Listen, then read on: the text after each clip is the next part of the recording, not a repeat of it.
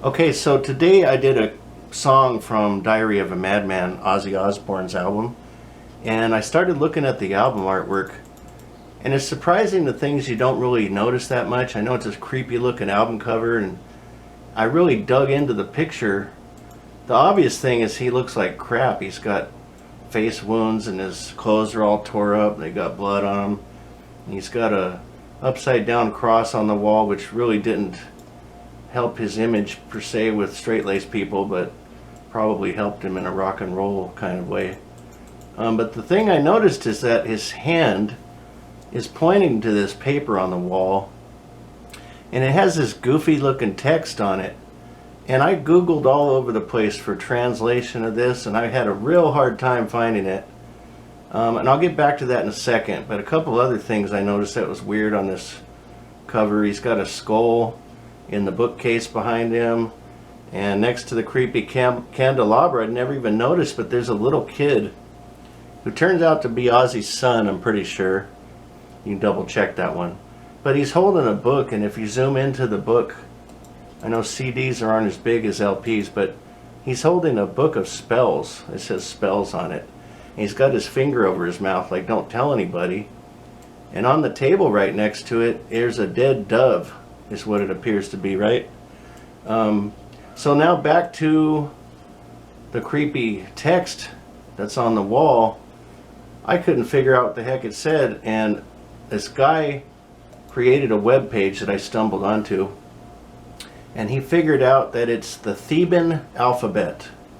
So I'm going to pop in a picture of the Theban alphabet. So going forward in this, there's going to be spoilers at a certain point. So if you wanted to figure out what the cover says yourself, then don't listen to the next couple of minutes after I plug this next magazine. So he got the magazine Theban alphabet code out of issue number 2 of Man, Myth, and Magic. And it says the rise of modern witchcraft on it. And first issue published in 1970. And this is where the designer Krusher found the Theban text used on the album covers, is what this guy purports to be the case. So now I'm going to give you the last warning on the spoiler alert, because I'm going to look at this album cover and tell you what it says. So if you go from, you started on the top, right, Austin? Mm-hmm. If you go, my son is a lot better with this stuff than me. You start on the top.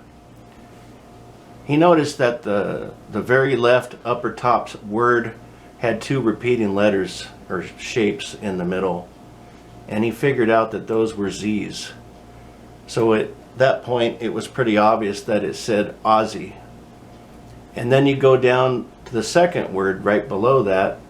It has 8 letters in it. So Oh, 8 letters. I figured it would say Ozzy Osbourne, and we checked and it turned out to be right. Right, so he had the right theory there. It says Ozzy Osbourne at the top. And then if you look to the right top, there's 3 symbols there.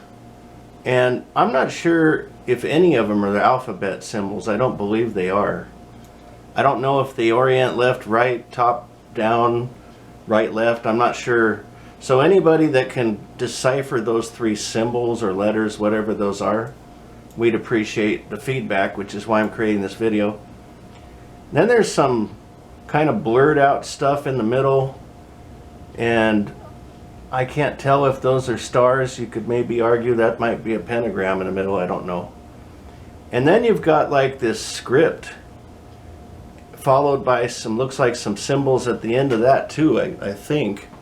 But I can't read it. It looks like a C, an I, a A, a C, O or something. I don't know what it says. But then the bottom part again is the same Theban alphabet. And by using the thing, he figured out the first word is the, and the second word is the band. So from top down, Ozzy Osbourne, the band. Which is bizarre because the 2 band members that pretty much wrote this album, and it's not taking a stretch to say that Ozzy did not write the album, because he doesn't write lyrics and he does not play a single instrument. So aside from singing, it'd be pretty hard for him to record and write an album by himself.